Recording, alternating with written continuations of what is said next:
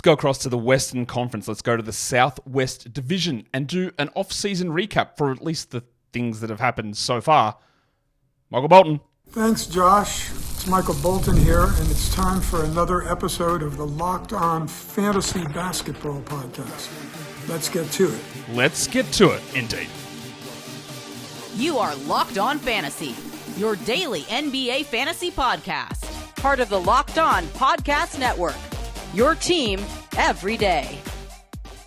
Hello and welcome to the Locked On Fantasy Basketball Podcast, brought to you by Basketball Monster. My name is Josh Lloyd, and I was in Ohio before I met you. I'm also the lead fantasy analyst at basketballmonster.com, and you can find me on Twitter as always, at redrock_bball, on TikTok at redrock_bball, and on Instagram at Locked On Fantasy Basketball. Today's episode is brought to you by FanDuel Sportsbook. Make every moment more. Sports are a bit thin on the ground at the moment, but that's fine because FanDuel's giving you stuff. Every day, every customer gets either a boost or a bonus. That is right. Every single day of summer, a boost or a bonus for every customer. Go to FanDuel.com right now to get started. Thank you also for making Locked On Fantasy Basketball your first listen every day. We are free and we are available on all platforms. So, we are here. I gave it a day or two to see if anything would shake loose with some trades. We did get one trade happen through the Western Conference. We're still waiting to see are the Pelicans going to do anything. We're going to talk about them today. Are the Jazz going to do anything with Markkanen? The Clippers are going to do anything more? I think they might be settled. I don't think the Lakers are doing anything. But there's just a lot that still could possibly happen. The big ones, Utah and Golden State. So we're going to go to the other division, the Southwest Division. Although I do think the Pelicans still probably need to do something. But we just don't know. But we're getting into it now. Let's talk about those 5 teams. Did they get better or worse across the offseason? Who came in? Who left? How does the team look at this present state? And let's go to the reigning Western Conference champions, the Dallas Mavericks. Obviously, we saw them get smashed in the NBA Finals, but I don't think many people expected them to get there. And it would be hard. And here's a quick little... I know you're watching now on the video, and you can see this. But out of the 5 Southwest Division teams, the 3 Texas teams, Dallas, Houston, San Antonio, and then there's the 2 Eastern teams from the Western Conference, New Orleans, no Minnesota. I know you're an Eastern team too. New Orleans and Memphis. Out of those 5 teams, how many do you think got better? How many do you think got worse? How many do you think stayed the same? And we'll see whether it matches up with my overall idea. You can drop that in the comments if you're watching on the video as well. How many of those 5 teams do you think got better this offseason? So we'll start with Dallas. Again, I don't think that it's... Well, I think it is hard to argue that the Mavericks got worse across this offseason. You can have some questions about whether the fit of Klay Thompson's great, whether Klay is washed or not. You can say, is he going to close? But irrespective of any of that stuff, I think acquiring Klay Thompson is an upgrade in whatever capacity they end up using him. They only had 1 pick in the draft. Their first-round pick went to the Knicks, the one that they tanked their asses off the year before to save. That went to the Knicks, who then traded that a million times, of course. But they had a second-round pick, which I think they ended up getting off the Knicks anyway. Number 51, Melvin Ajinça. Don't really think Ajinça's going to play. I don't even know if he's coming over because he's not currently signed, but that was their only pick. But look at their comings and goings. So Klay is in, Najee Marshall is in, Quentin Grimes is in, Jason Gortman and Emmanuel Miller from TCU come in on Exhibit 10 deals. They're not even 2-ways at this point. We don't need to worry about too much of them. But Klay coming in. Now, is Klay going to start? Almost assuredly, yes. Will he close? I would think most games. But the situation for Klay, and I've talked about this a number of times, it's not the same as Golden State. In Golden State, he was the number 2 usage player. At times, Kuminga might challenge that, but he was always the number 2 guy. He's not. He is very clearly the 3rd guy behind Kyrie and Luka. And there'll be times when PJ Washington takes some shots as well. Very different to playing alongside Podziemski or playing alongside Wiggins, I guess, is a little bit higher usage than a PJ Washington. But Draymond Green, Kevon Looney. And we know that Klay's defense is not where it used to be. He never gets rebounds, assists, or even defensive stats. And the way he was able to maintain elite fantasy value was huge scoring volume, elite 3-point volume, really good field goal percentage. And a lot of that's not there anymore. I don't think that Klay is going to be draftable for fantasy this season. I mean, you can grab him at the end in the spot where you might take a Malik Beasley in the past or a Gary Trent this season. That's fine. As a 3-point streamer, no worries. But outside of that, I don't think it's going to happen. But When we look at the guys that left, Derek Jones Jr., Tim Hardaway, Josh Green, Markieff Morris, AJ Lawson, and Greg Brown III, is Klay an upgrade over, let's say, Tim Hardaway? Because that's basically the role that he's replacing. The Tim Hardaway, Josh Green role, yeah, he's better than both of those players. As much as I think that he's declined, he is better than those guys. So that makes them better. Is Najee Marshall an upgrade over Derek Jones? I guess that might be somewhat in the eye of the beholder. Jones did struggle for a lot of the season, but then really turned it on second half and especially the playoffs. Marshall, I think, is a little bit more proven as a shooter, maybe a worse defender. But I would say at worst, you could say that Marshall for Jones swap is neutral. And then they swindled the Pistons. Not only did they get out of Tim Hardaway Jr.'s contract, but they got Quentin Grimes back and didn't have to give up like a first-round pick or anything like that. Maybe Grimes' knee is completely busted. That's possible.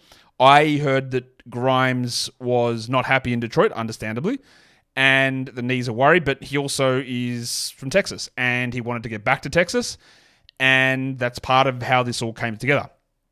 But I would say Grimes is an upgrade over Green, and I'd say Grimes is an upgrade over Hardaway, to be honest. But if his knee's cooked, which I am a little worried about with Grimey, that's a concern. I don't think we need to be looking at Grimes as a fantasy guy with Thompson, Irving, and Doncic ahead of him.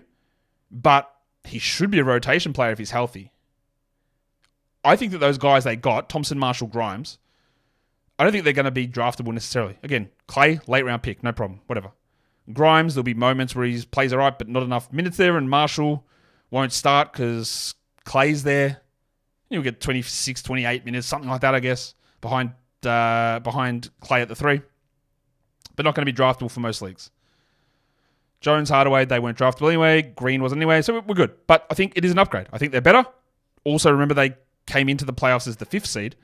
So, is better for them going to the Western Conference Finals and winning again, or is it just being a top 4 seed in the West? That's where the challenge comes, and we'll do that when we go through all like team win projections, things like that.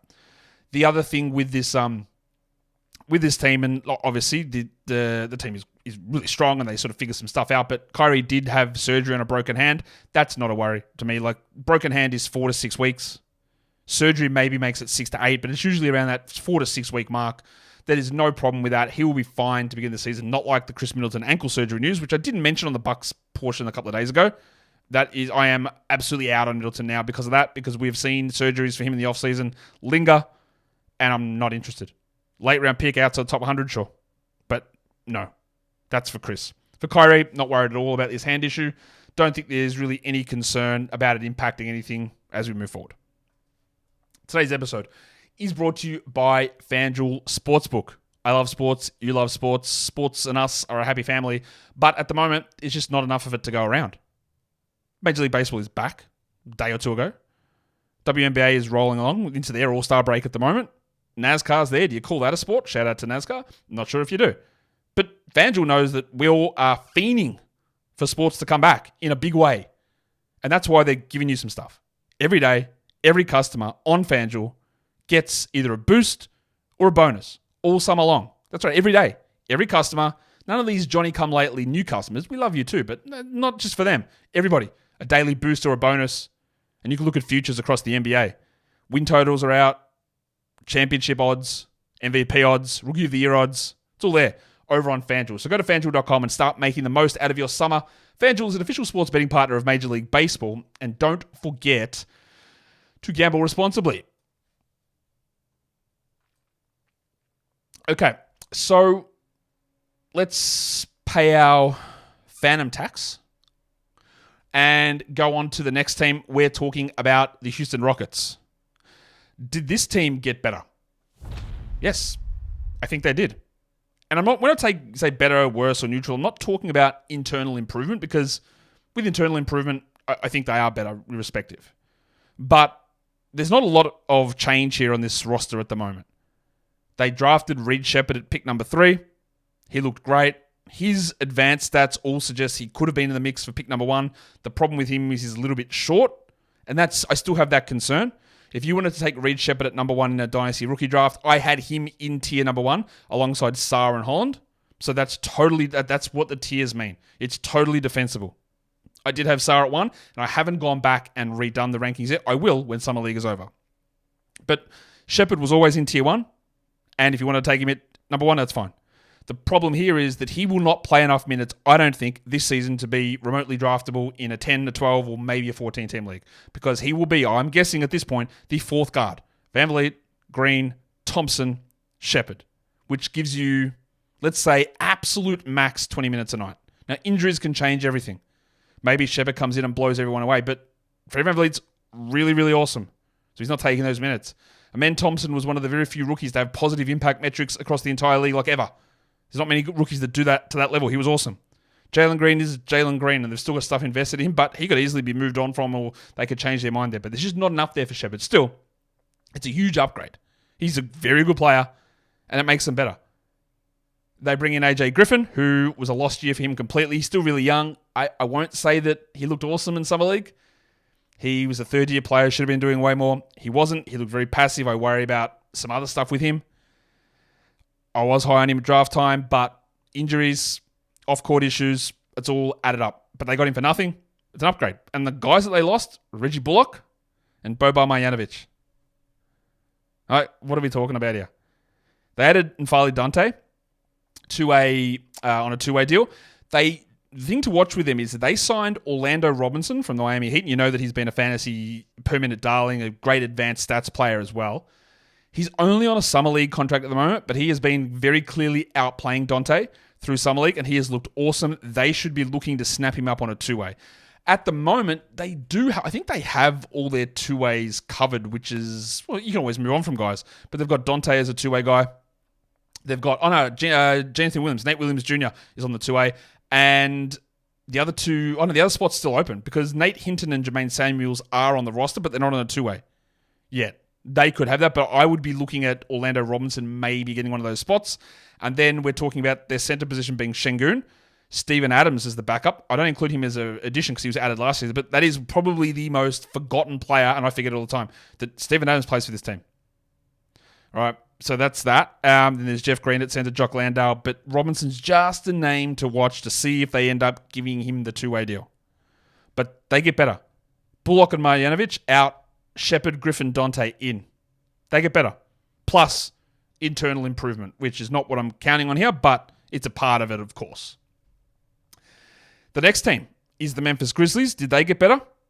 I think yes. Again, I am not saying, well, they'll get more than 9 games out of Ja Morant and we'll get more than 30 games or whatever it was out of Desmond Bane. That's not what I'm talking about here. That obviously makes them better. They are the very clear team that could win 30 more games than they won last season. What did they even win last season? 30-something? Maybe not 30. Let's say 15 to 20 more games. They could easily do that. I just think what they did in the offseason actually does make them better. They've only brought in one player that wasn't drafted, and that is Mamadi Diakite, who was part of the trade that happened yesterday in order to dump Ziaire Williams, who was a terrible trade at the time. They traded up to pick 10 to get Ziaire Williams, which I didn't like at the time. They gave up the pick that turned into Ken Murphy III. And Zaire's just been terrible. But they've gotten off that now. Part of me saying they got better is based on the 99.9% surety that I have that Luke Kennard is returning.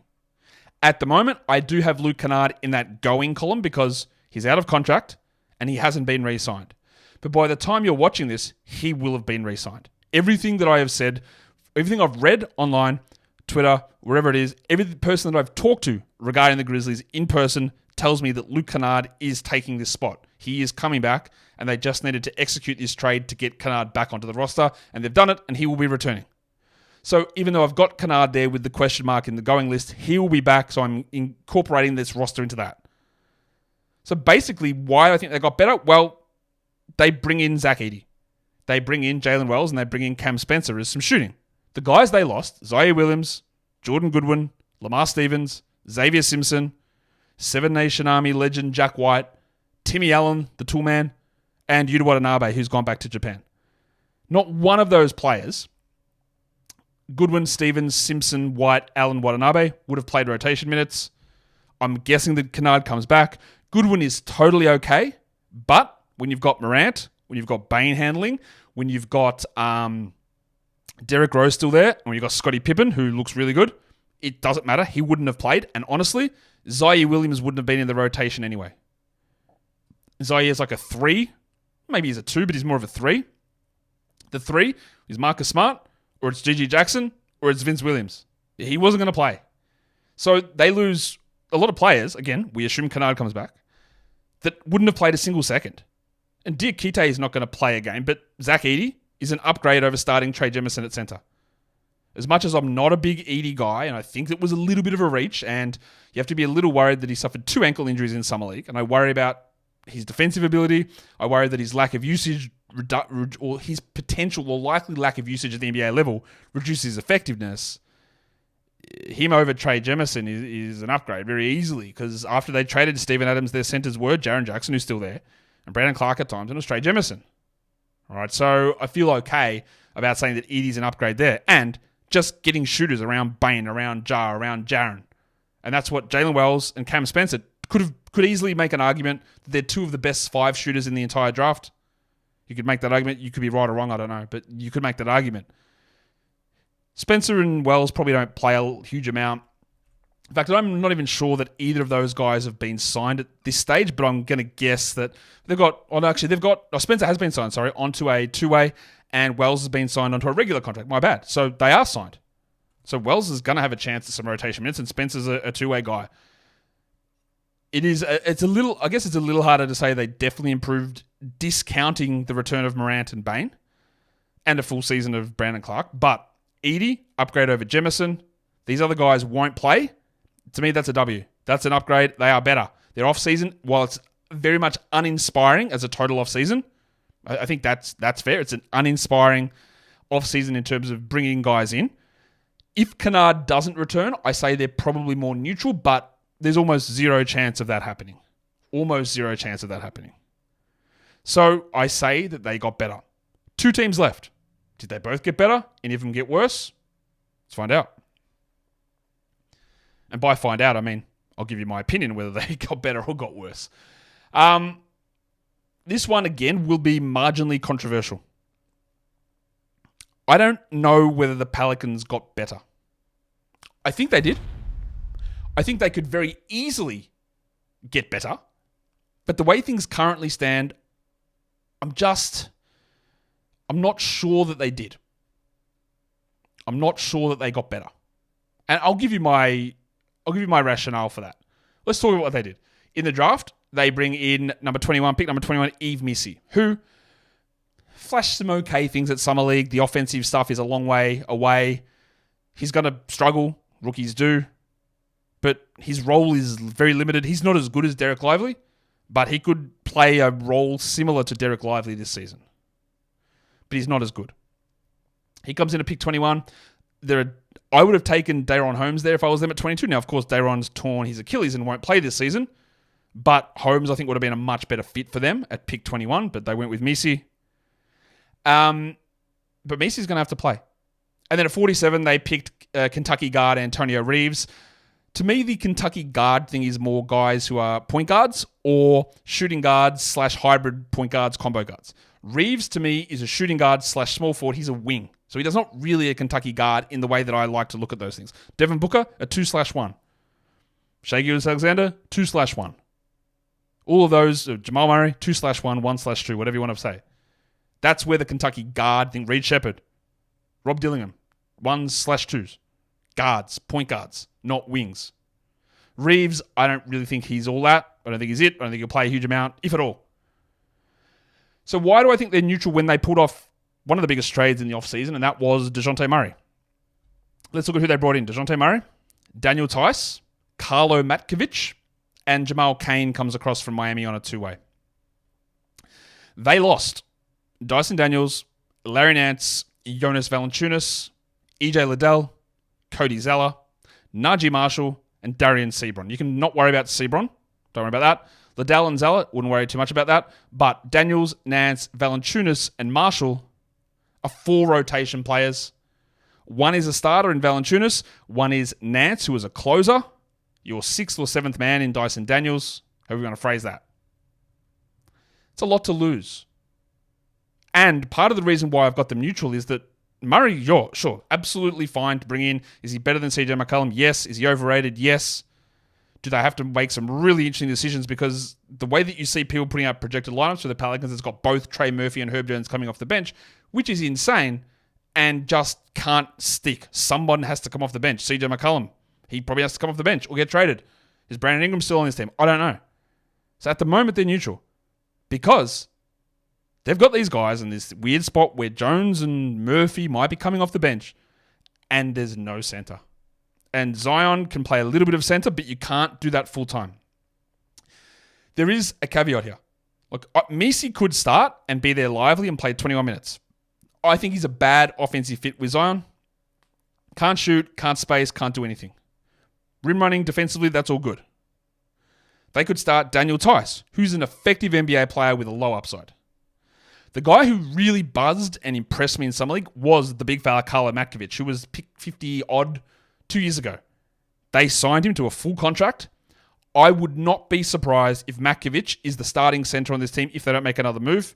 And he is someone, again, we'll get more into this through September and October and talking about late round flyers. We'll see how it progresses, but I don't have a flag, Cooper. I don't have a flag to plant, but I'm going to plant something a little early. Just open up the whole giggity to put that flag in later to say, I think Matkovic might be a standard league last round pick. He might be more ready than Messi. I think he definitely is. He might be better than Tice. He's big. He rebounds. I was impressed. I don't think it's going to be game changing, but we watch that. But still, you lose your starting center, you lose your closing center, and you replace them with Matkovic and Tice and Yves Messi. That is not a win. Yes, bringing in Murray is good, but it also marginalizes the way that you play Murphy and Jones. And a Murray-McCollum backcourt is not very good. There's too many defensive issues there. It's just, I don't like how that all works. EJ Liddell, whatever, Zala, whatever. And then Najee Marshall, Najee Marshall played a really good role coming off the bench, and at the moment, you're going to put Herb Jones in that role now, which again is fine, but I'm just not as convinced that they've gotten better. Now, it is very easy for them to become better. It's trade CJ or trade Ingram or trade both and get a high-quality shooting starting center. Not easy to do, Miles Turner. That is the player that they should, or the type of player they need to play next to Zion. Herb starts, Trey starts, Zion starts, DeJounte starts, center starts. They have lost some depth, obviously, with the trade.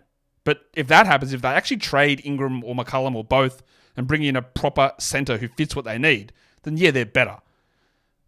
But as things stand at the moment, I'm not sure I can call them better necessarily. There's just a lot of clunkiness at the moment, I believe, with how that team fits. And the last team in the Southwest Division is the San Antonio Spurs. And they got better. No debating that. They got better. Let's talk about their draft. Pick 4, Steph Castle. Very, very obvious to anyone who's watched me knows that I was not a big fan of them picking Castle at 4. I don't think that Castle can become a full-time point guard. But also what I have understood at the moment is that Castle is one of those players that because he's, I don't even know how to talk correctly about him at the moment. He played for Connecticut, so that gives him a lot of buzz, did a lot of work in the Final Four, a name that everyone knows about through college, and people love him. He had some pretty good games in Summer League. But he's one of these players, again, that has this, not his fault at all, but has this, let's say, aura. Let's talk like the kids do. He has some aura about him where everything, like, things just get ignored or we hear about big games. Because I put out some stuff on Castle saying, look, I don't think he's a full-time point guard. He's not going to play point guard. I don't think he's going to start on this team. I don't think he's going to have good fantasy value. And yeah, those clips go around and people go, man, what are you talking about? His Summer League was great. He proved to us that he could shoot. And I went, excuse me? The man shot 37% from the field and 25% from 3. And that's where we get the idea that he can shoot. So all of the same concerns that I had for Castle coming out of the draft, can he shoot? Can he be a point guard? I don't think any of that was answered in Summer League. On this Spurs Summer League team, which was bad, and the games that I watched in person, he didn't play. So I didn't get to see him in person. The rest of that team was terrible. So he did a lot, and he was pretty good at doing it. But the questions I had, can you be a full-time point guard? Are you big enough to guard anything more than point guards and twos, and I don't know that's true. And can you shoot? Well, the answer, nothing has proven that otherwise. So just be very cautious about how you view Castle. Now, some will say that I'm a hater. Some will tell me he's got Jimmy Butler or Kawhi Leonard upside. Fine. Maybe that's an insane level to put on someone. Maybe he becomes really good. But I'm still not convinced that he's a full-time point guard, and I'm not convinced that he can shoot. And I'm also not convinced he's going to start. But they got better. Juan Nunez was picked 36. I don't believe he's coming over. I think someone... now I'm trying to remember what happened. I think he went to Barcelona, and won't come over this season. I think I said Real Madrid initially, but I believe someone corrected me and said, no, he was with Real Madrid's youth system when he played in Germany. Now he's back in Barcelona. Tell me if I'm wrong or right. I think that's where... Anyway, Nunez isn't coming over. And then 48, Harrison Ingram, weirdo player, probably won't play much. The reason they're better, not only is second-year Wemby, who could just destroy everybody, is that Chris Paul is there. Now, Chris Paul might be washed, and if I'm going to drop one of these on Klay, we'll drop it on Chris Paul. And he is. But I don't think Chris Paul's playing as few minutes as he did last season. I think he's a better point guard than what Trey Jones is, or what Jeremy Sohan was, or Devontae Graham. That makes them better. Paul might have 1 year left in him. It makes them better. It puts Trey Jones into his rightful position as a backup point guard. Still useful there.